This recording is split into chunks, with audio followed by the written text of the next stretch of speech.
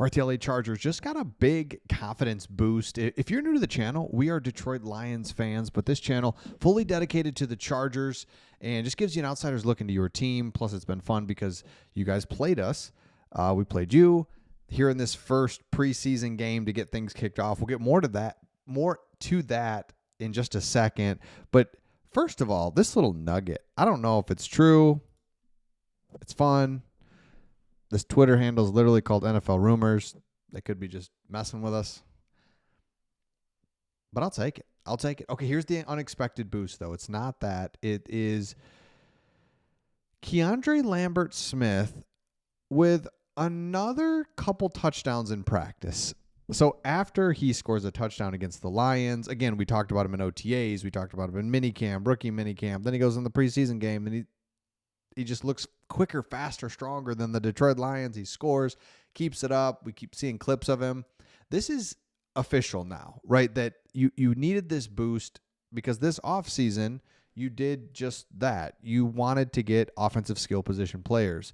Trey Harris was kind of who you were looking for in the second round. Haven't heard as much about him, but Keandre Lambert-Smith in the 5th round, there is weapon number 1. Omarion Hampton, weapon number 2. Najee Harris is still out. We'll see what goes on there. Oronde Gadsden. So you've got 3 right there, 3 playmakers that can they add playmakers? Who's Justin Herbert going to throw the ball to? All these questions.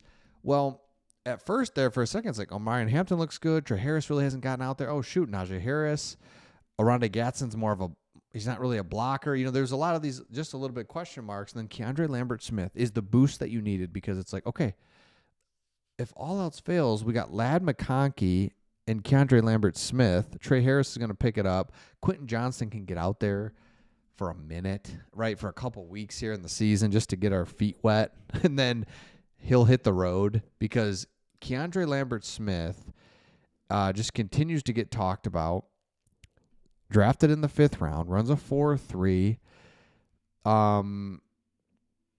Again, Trey Harris and DeAndre Lambert-Smith are who you're going to look for in the wide receiver, kind of the up and ascending. But then here we go. And on the Hall of Fame game, 2 catches, 43 yards, and a 15-yard touchdown.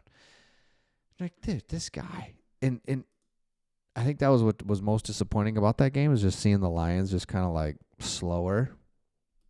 Not the pop that you were hoping for. It's like, gee whiz, this is crazy, man.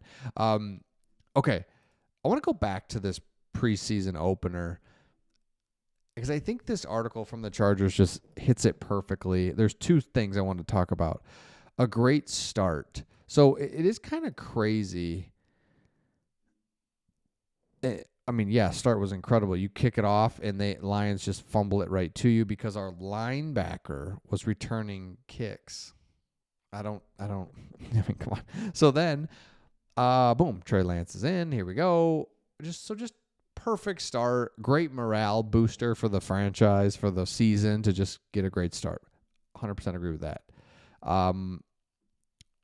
Nico Reed, Trey Lance, we talked about that. And then, hold on. Zion Johnson started at center in a football game for the first time ever.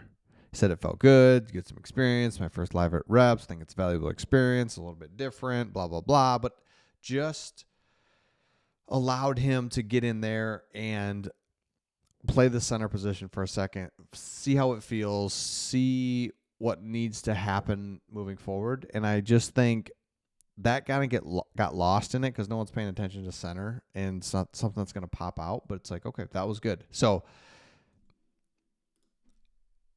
it was funny to talk about the Chargers players that we thought could pop. They actually do. Keandre Lambert-Smith against the Lions, who you're obviously rooting for, and just like, what the heck? And obviously, I'm tired of saying it, but obviously it was preseason, and a lot of those guys won't play and everything, but it was still eye-opening to get your butts whooped on TV. You're right. It's TV. It's televised. It's NBC. We're on TV.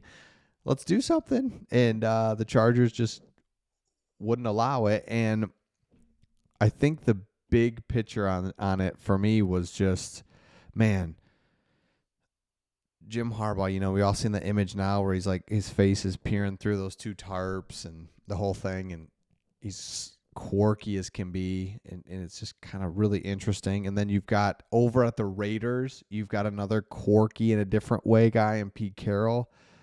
But it's just so evident that coaching matters in football. And it's interesting because I could see it mattering in of wrestling, right? You're a coach, you got one person that you can mold and mentor and whatever and talk about moves, and coaching does matter in wrestling. It's a big impact. And that makes sense to me. But to have a big impact as a coach when you're talking about 53 guys at the NFL level, 90 guys, 100 guys at the college level, where both of these guys have really succeeded, that you can steer guys in the right direction, everyone rowing the right way, the inertia of your team just headed in the right direction. It's impressive.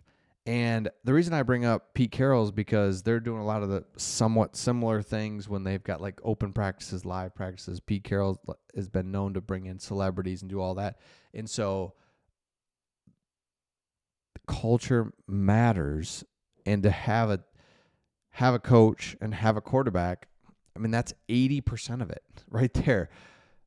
Fill in the other 20% with a tight end, a center, figure it out. But it's just like all said and done, Lions, Chargers,